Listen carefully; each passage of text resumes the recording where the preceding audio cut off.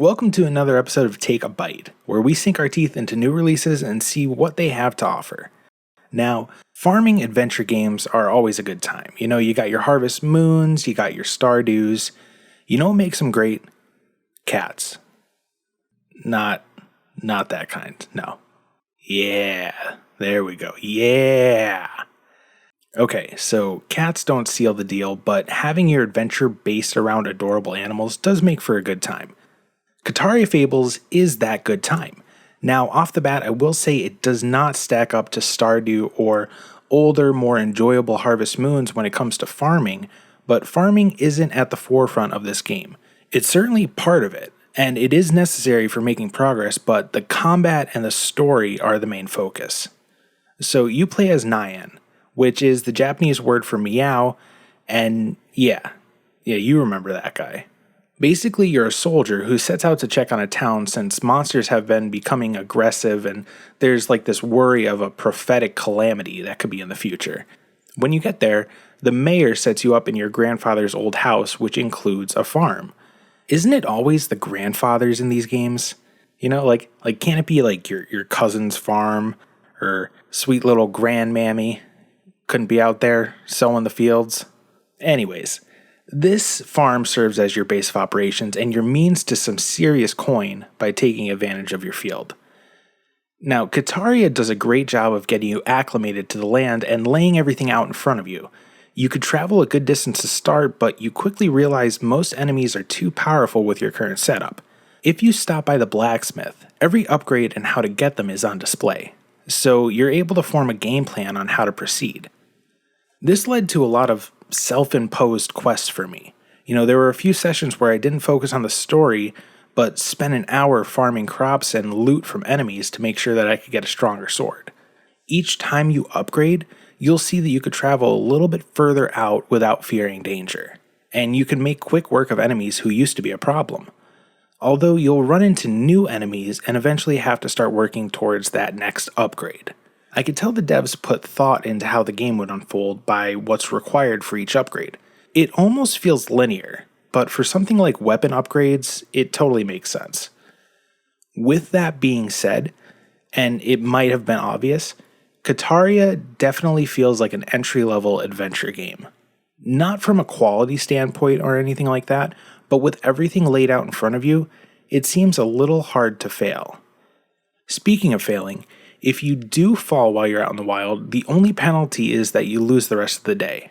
You'll still have all the items you gained up until your death, and there are no seasons in the game, so you don't have to worry about passing out and it switching over to winter and having the pumpkins on your farm go bad overnight. This can definitely be a benefit for some players. It was for me.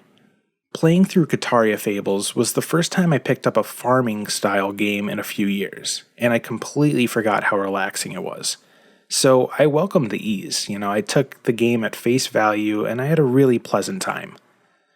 Now, let's get back to the story for a little bit. On your journey, you'll come to find several well-populated towns, all filled with interesting animals to interact with.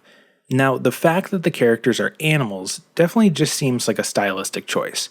Some of the characters you'll meet are filled with personalities that don't really set them apart from humans. You'll see comedy and cuteness, but also a shocking amount of anger and stress that some characters are going through. The story ended up being surprisingly serious with large threats to deal with. I did enjoy the conclusion to the story, but it felt like it didn't grab me as much as the moments in between. The most enjoyable parts of this game were the grind and the progression. Like I said, having a clear view of everything in front of me made for fun little mini quests that I set for myself. And I found the time collecting relaxing, and the payoff of an upgrade really rewarding. Now that being said, if you don't enjoy a grind, it might not be for you. I'd say the game was about 30% story-driven quests and 70% grinding. The combat is simple to jump into, and it gives you a good amount to play with. You'll have access to various swords and bows, and special moves for both of them, as well as around 20 spells, which play a big part in the game's story. Swordplay is on an auto combo, so all you have to do is hold an attack and Neon, I still don't know how to pronounce his name, he'll just keep swinging. This helps because a huge part of combat is evading, so being able to focus on when to roll is vital. Playing around with the spell combos is fun, but I quickly settled on an ice spell that pulls enemies in, and then a wall of fire that does huge damage, and I never really diverged from that. I eventually unlocked insanely powerful versions of those spells, which were able to kind of obliterate most bosses.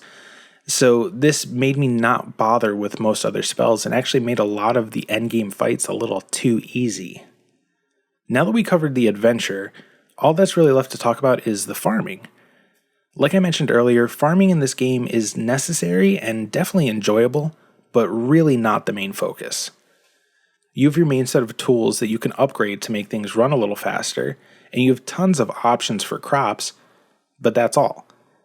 It's not like with Stardew where you could build wineries and all these crazy fabrications, or Harvest Moon where you could raise tons of cattle. In fact, I think it would kind of be illegal in this world filled with animals. Yeah, maybe it's best they left out the livestock. But other than taking some time to wind down and farm for some quick cash or completing a side quest, there's really not much to it. I don't see that as a bad thing though. Going into Kitaria, I thought there was going to be a big emphasis on the farm, but it ended up just feeling like an adventure game with a farm concept as an added bonus, and that ended up being okay. So, should you play Kitaria Fables? I certainly enjoyed it myself. I played Kataria at a busy time of the year for me. I work full time and I run a business on the side, and summer and fall can be very stressful. I was really glad I was able to just sit down for a few hours over a couple weeks and have this game to relax with. It did an amazing job at that for me. If you're looking for a cute adventure that won't stress you out, or a way to relax after a long week, this might be the ticket. Kitaria Fables is available on Xbox, PlayStation 4 and 5, Switch, and PC. If you guys got to this point in the video, thank you so much for watching, and a huge thank you to the publishers of Kitaria Fables, P-Cube, for the code. I really had a good time playing this game. If you liked the video, please let me know by clicking the like button and even subscribing if you'd like more. And hey, maybe check out the podcast that I do with my wife Allie. It's called Till Death Do We Play. Thank you guys. See you next time.